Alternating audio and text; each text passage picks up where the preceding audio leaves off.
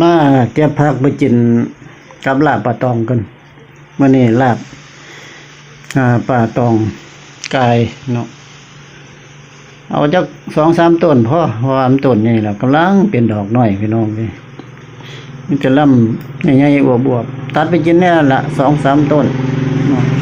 มื้อนี้สิมาตัดอีกต้นนี่ละนี่กำลังอวบกำลังหวานเป็นผักให้หนูโปรนิกปลูกใส่กล่องไว้เนาะพอได้กินเช้ากินแลงเบิดก็ปลูกใหม่อีกจักต้นเดี๋ยวเลือกเบิ่งดีๆก่อนต้นนี้หรือว่าต้นนี้ละตัดตะไคร้ตัดจวดกระโดด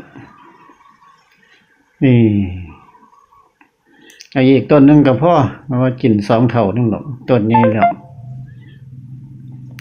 กินกับลาบปลาตองกายพี่น้องเอ้ย มาเด้อแซ่บๆนำกัน